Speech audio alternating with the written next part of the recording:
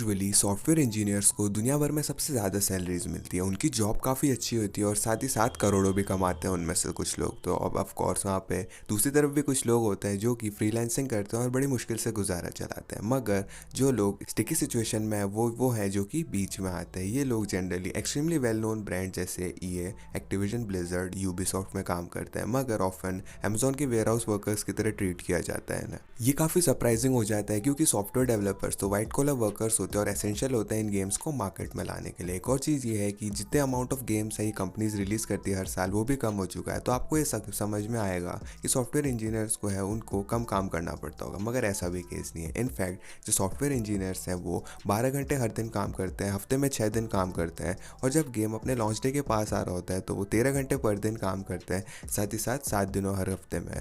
और ये कोई नई डिस्कवरी नहीं है, ये चीज़ है कॉमन प्रैक्टिस है गेमिंग इंडस्ट्री में जो कि 2004 से चली आ रही है। इनफैक्ट ईए ने पहले 2 क्लास एक्शन लॉसूट्स को सेटल किया है लेबर अब्यूज़ को लेकर, मगर 20 साल बाद भी ज़्यादा कुछ चीज़ें बदली नहीं है ईए में। और ये same case Activision blizzard, Ubisoft और इवन एपिक गेम्स में भी है। क्योंकि इतनी ज़्यादा डिमांडिंग है कंपनीज, आप लोग सोचोगे कि ये कंपनी पैसे तो अच्छे खासे देती होंगी, इसी की वजह से लोग जो है अभी काम कर रहे हैं इनमें, राइट? वेल, ये भी सही नहीं है क्योंकि हालांकि कंपनीज रहने लायक तो पैसे देती है, ये फिर भी तक क्लोज नहीं है जो सॉफ्टवेयर इंजीनियर्स को किसी और जगह पे मिलते हैं। ईए का एग्जांपल ले लेते हैं। एसोसिएट इंजीनियर जो है $71,000 पर साल कमाता है, वहीं पे सीनियर इंजीनियर जो है वो $1,71,000 पर साल कमाते हैं। ये जो है काफ़ी अच्छा लगता है जब तक कि आप लोग ये सुनोगे कि गूगल अपने एंट्री लेवल इंजीनियर्स को ही $1,80,000 पर साल पे करता है, और जो सीनियर सॉफ्टवेयर इंजीनियर्स हैं उन्हें $3,26,000 हर साल पे करता है। तो किस तरह से गेम डेवलपर जो है वो इंजीनियर्स को फंसा लेते हैं और जो है उन्हें इतना ज़्यादा काम करने में मजबूर कर देते हैं और पैसे भी काफ़ी कम देते हैं।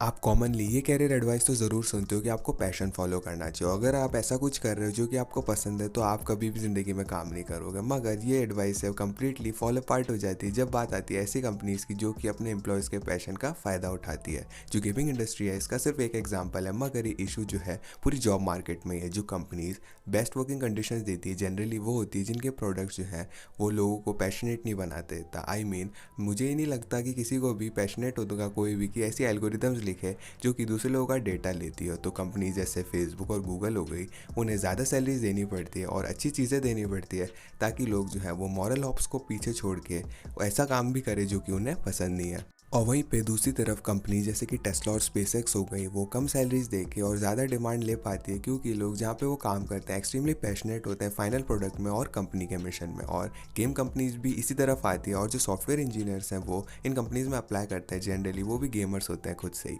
और वो यूजुअली सुपर मोटिवेटेड होते हैं ऐसे गेम्स को लाना जिन्होंने उनको मज़ा दिया है वो दूसरे प्लेयर्स को भी दे सके। और ये सेंटिमेंट जो है वो ट्रैप कर देता है उन्हें विशियस लूप में। और जैसा कि एक बार एक गेम डेवलपर ने कहा था, it tends to be more fun at the beginning of a project and a lot of drudgery at the end। और जब आपको ऐसा लगेगा कि आप जॉब बदलने वाले हो तो आपको एक नया प्रोजेक्ट मिल जाएगा और आपका पैशन जो है वापस से जाग उठेगा, और इससे पहले कि आपको पता चलेगा आप सेम ही दलदल में डूबते रहोगे एक के बाद एक बार। एक ही एग्जीक्यूटिव ने एडमिट तो किया था कि टॉक्सिक एनवायरनमेंट्स को रोका नहीं जा सकता लार्ज पब्लिशर्स में। और सबसे ख़राब पार्ट ये है कि जो क्लास एक्शन लॉ सूट्स है जो हम बात करते हैं जिनकी, वो चीज़ें और ख़राब कर देती है डेवलपर्स के लिए। क्योंकि फॉर एग्जांपल जो सेकंड लॉ सूट थी ईए के अगेंस्ट, इसमें बहुत सारे एम्प्लॉयज़ को रिक्लासीफाई किया गया था उन्होंने हार्डली वर्कर्स की तरह बजाय कि सैलरीड वर्कर्स की तरह। जो रीजनिंग थी इसके पीछे कि हार्डली वर्कर्स को जो है ओवर टाइम का भी पैसा मिलता और सैलरीज वर्कर्स को नहीं मिलता। ये तो काफ़ी अच्छी चीज़ लगती है जब तक आपको ये रियलाइज़ नहीं हुआ कि जो हार्डली वर्कर्स होते हैं वो स्टॉक बेस्ड कंपनसेशन नहीं पाने वाले, मतलब उन्हें स्टॉक का कोई भी कॉम्पनसेशन नहीं मिलेगा और वहीं पर असली पैसा होता है। गूगल का एग्जाम्पल ले लेते हैं। आधे से ज़्यादा प्रिंसिपल इंजीनियर्स की कंपनसेशन जो है स्टॉक के फॉर्म में आती है और ये जो है स्टॉक की ग्रोथ को भी अकाउंट नहीं करता। हम सबको पता है कि फैंग कंपनी जो है वो काफ़ी कमाल का काम करी है पिछले 10 सालों से, मगर उनमें से कुछ गेम डेवलपर जो है वो उनमें से भी ज़्यादा ग्रो करे हैं फैन कंपनी से। ये का एग्जांपल ले लेते हैं। 10 गुना से ज़्यादा बढ़ चुका है 10 सालों में, वहीं पे एक्टिविजन ब्लिजर्ड 5 गुना बढ़ा है। और जितना ज़्यादा ये ग्रोथ है वो काम पे डिपेंड करती है जो कि गेम डेवलपर्स ने किया है, मगर ज़्यादातर को है इसका बेनिफिट भी नहीं मिलता अगर कंपनी अच्छा भी कर रही है। और क्योंकि उन्हें हार्डली वर्कर्स की तरह ट्रीट किया गया तो अनफॉर्चुनेटली ऐसा नहीं लगता कि उनके खुद के पैशन को फॉलो करना काफ़ी अच्छा रहा है उनके लिए। हालांकि कई सारे डेवलपर्स इस विशियस लूप में फंस जाते हैं पूरे करियर्स में। कुछ जो है वो दूसरी अपॉर्चुनिटीज़ को भी ढूंढते हैं, मगर उन्हें ज़्यादा समय नहीं लगता ये रियलाइज़ करने में कि वो फंस चुके हैं। यहाँ पे एक बात है, हालांकि ईए और गूगल दोनों को सॉफ्टवेयर इंजीनियर्स की ज़रूरत होती है। जो इन इंजीनियर्स का काम होता है दोनों कंपनीज़ में वो बिल्कुल अलग होता है। ईए में सॉफ्टवेयर इंजीनियर जो है वो काम कर रहे होते हैं डेवलप करने में चीज़ों को, जैसे collision detection, collision response, physics, animation और यूज़र इनपुट्स को। वहीं पे गूगल में सॉफ्टवेयर इंजीनियर्स प्राइमरली काम करते हैं सर्च एल्गोरिदम्स में और डेटा को सॉर्ट करने में, प्रोडक्शन इश्यूज़ को डीबग करने में और एज केसेस को आइडेंटिफाई करने में। वर्चुअली इनमें से कोई भी चीज़ को प्रोग्रामिंग करने में काम नहीं आती ग्रेड फिजिक्स को, या फिर फ्लूइड करने में काम आती है गेम मैकेनिक्स को।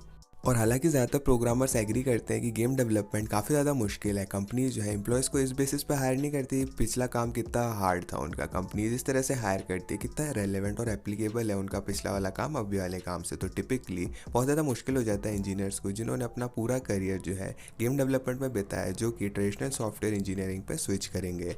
ये इशू जो है वो और चीज़ों के साथ ख़राब हो रहा है समय के साथ, क्योंकि जो सॉफ्टवेयर इंजीनियर्स की प्रोग्रेस है वो रैंक्स के थ्रू होती है और जो जॉब है उसमें कम काम होता है कोडिंग का, मगर ज़्यादातर काम होता है सिस्टम डिज़ाइन का और लेवरेज करना एंटरप्राइज सॉल्यूशंस को। इसमें इंक्लूडेड है चीज़ें जैसे कि Google cloud platform, Microsoft Azure, Amazon web services, Oracle apps, SAP, Salesforce और कई सारी चीज़ें। उसी चीज़ के साथ ही जब एक गेम डेवलपर जिसके पास 10 साल का एक्सपीरियंस होता है इंटरव्यू करता है एक सॉफ्टवेयर इंजीनियर की पोजीशन के लिए, तो जो सवाल है इस बारे में नहीं होते किस तरह से रिवर्स की जाए लिंक्ड लिस्ट को या फिर बाइनरी ट्रीज को बनाया जाए, मगर ज़्यादातर जो सवाल होते हैं कितने फेमिलियर है वो एसएपी, S4/HANA या AWS के साथ। और वो डेवलपर्स compete करते हैं गेम डेवलपर्स के अगेंस्ट और उनकी ट्रेडिशनल बैकग्राउंड काफ़ी अच्छी होती है। इसकी वजह से इन क्वेश्चंस का काफ़ी अच्छा जवाब देते हैं। और आप ये चीज़ पूछ रहे होगे कि क्यों लोअर लेवल पोजीशन पे अप्लाई नहीं किया जा सकता। वेल, जो वहाँ पे प्रॉब्लम है वो और ज़्यादा मुश्किल हो जाती है इन जॉब्स को ढूंढना, क्योंकि आप ओवर क्वालिफाइड लगते हो। एंड आइडियल वर्ल्ड में रिक्रूटर्स जो है वो देखते हैं किस तरह से गेम डेवलपर्स का बैकग्राउंड है और किस तरह से उन्हें इंटरव्यू करना चाहिए कम छोटे जूनियर रोल के लिए, जिसकी वजह से वो टेक साइड ऑफ थिंग्स को भी समझ सकें। मगर ज़्यादातर समय ये होता है कि रिक्रूटर डिसमिस कर देते हैं ऐसे एप्लीकेंट्स को इंजीनियर्स की तरह जिनकी ट्रेजेक्ट्री कम है। और एक डेवलपर अगर उसके बाद 10 साल का एक्सपीरियंस है मगर उन्हें सिस्टम डिज़ाइन या फिर एंटरप्राइज सोल्यूशन के बारे में नहीं पता, तो एप्लीकेंट्स ऐसा लगता है कि वो ग्रो नहीं कर रहा या सीख नहीं रहा। और कोई भी ऐसे इंसान को हायर नहीं करना चाहेगा जो कि ग्रो नहीं कर रहा और सीख नहीं रहा। तो हालांकि कुछ गेम डेवलपर्स ट्राई करते हैं बाहर जाके दूसरी चीज़ें करने का, मगर उन्हें बहुत ज़्यादा डायरेक्शन मिल जाता है। इसी की वजह से वो करंट रोल में रहते हैं या फिर किसी भी दूसरी गेम कंपनी में स्विच कर लेते हैं और ये साइकिल कंटिन्यू रहती है। और ये सारी ख़राब न्यूज़ भी नहीं है, क्योंकि कुछ गेम कंपनीज प्रायोरिटाइज करती हैं एम्प्लॉयज़ की मेंटल हेल्थ को। उनमें से एक कंपनी है रायट गेम्स, जो कि डेवलपर है लीग ऑफ लेजेंड्स और वेलोरेंट के पीछे। ना कि सिर्फ रायट गेम्स जो है वो फेवरली रैंक करती है जब बात आती है वर्क प्लेस कल्चर की, मगर एक्चुअली टॉप में रैंक करते हैं। इनफैक्ट 95% ऑफ रायट के एम्प्लॉयज़ ये कहते हैं कि काफ़ी अच्छी जगह है वो काम करने के लिए। वहीं पर एवरेज जो है यूएस कंपनी का सिर्फ 57% है। मगर रायट गेम्स भी है वो फॉल कर जाता है ऐसे विक्टिम होने का सबसे बड़े इशू के गेम डेवलपमेंट इंडस्ट्री में, जो कि है जेंडर बेस्ड डिस्क्रिमिनेशन। कुछ सालों पहले तक रायट की पूरी लीडरशिप में सिर्फ आदमी थे और एक्चुअली उन्हें सू किया गया था डिस्क्रिमिनेशन के लिए और उन्होंने सेटल भी किया था $100 मिलियन देके। और उसके बाद से रायट ने डाइवर्सिफाई किया अपनी लीडरशिप को, इसमें 20% वुमेन भी आती है। मगर ऐसा नहीं लगता कि सेंटिमेंट जो है इतना ज़्यादा बदला है। हाँ, रायट ने अपनी डाइवर्सिटी को तो एक्सपेंड किया, मगर ऐसा लगता है कि ज़्यादातर जो है कोर्ट में दिखाने के लिए अब बजाय कि सच में कल्चर में शिफ्ट लाने के लिए। एक सिमिलर सिचुएशन जो है वो यूबीसॉफ्ट में भी देखी जा सकती है। इनफैक्ट एक इंटरनेट सर्वे जो कि यूबीसॉफ्ट ने रिवील किया था कि 25% ऑफ एम्प्लॉयज़ जो है वो एक्सपीरियंस करते हैं वर्क प्लेस मिसकंडक्ट को। और इन चीज़ों के साथ ही 5 में से एक इंसान ने कहा था कि वो फुली रिस्पेक्टेड और सेफ फील नहीं करते वर्क एनवायरनमेंट में। और उसके बाद से यूबीसॉफ्ट ने आगे जाके बहुत सारे एग्जीक्यूटिव टीम में से लोगों को निकाल दिया। मगर सच बात करें तो बहुत सारी कंपनीज जो है वो ज़्यादा कुछ नहीं कर सकती, क्योंकि यहाँ पे वो जड़ नहीं है जहाँ से प्रॉब्लम की शुरुआत हो रही है।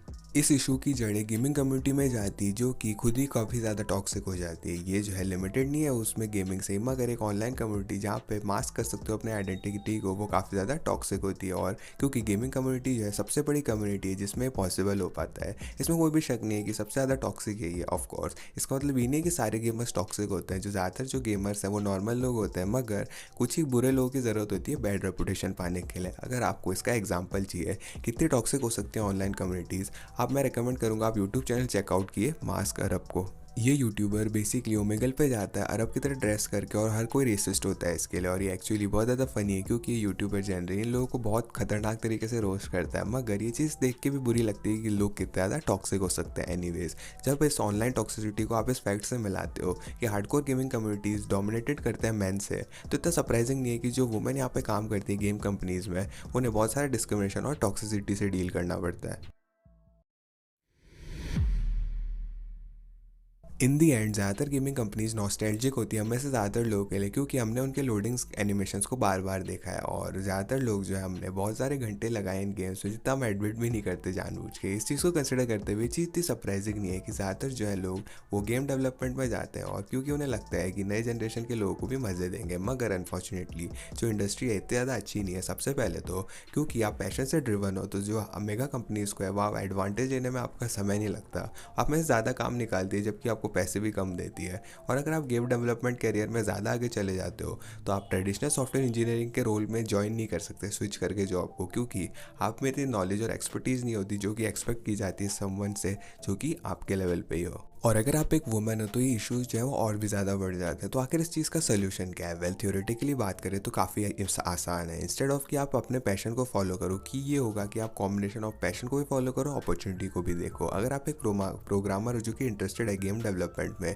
जो जवाब होगा कि आप ट्विच या डिस्कॉर्ड को ज्वाइन करो। ये कंपनी जो है वो बहुत ज़्यादा ट्रेडिशनल इंजीनियरिंग स्किल्स में डेवलप करती है और इंटीग्रेट करती है AWS के साथ। तो आप पार्टिसिपेट और ग्रो कर पाओगे गेमिंग कम्युनिटी में और इसकी दिक्कतों का सामना नहीं करना पड़ेगा। अगर आप ज़्यादातर लोग आपकी तरह सोचने लगे और ट्रेडिशनल डेवलपमेंट कंपनी से दूर जाए तो मे बी सिचुएशन काफ़ी ज़्यादा अच्छी हो जाएगी। मगर ये चीज़ मैं सोचता हूँ, क्या आप एक गेम डेवलपर बनना चाहोगे? कमेंट करके ज़रूर बताएं। साथ साथ इस वीडियो को लाइक कीजिएगा अगर आप चाहते हो कि ये कंपनीज अच्छी हो। साथ साथ हमारे डिस्कॉर्ड कम्युनिटी को चेकआउट कीजिएगा फ्यूचर वीडियो आइडियाज़ देने के लिए, और चैनल को सब्सक्राइब कीजिएगा बाकी क्वेश्चंस लॉजिकली आंसर देखने के लिए। मैं था चिरंजीव, मैं मिलता हूँ आपसे अगली वीडियो में।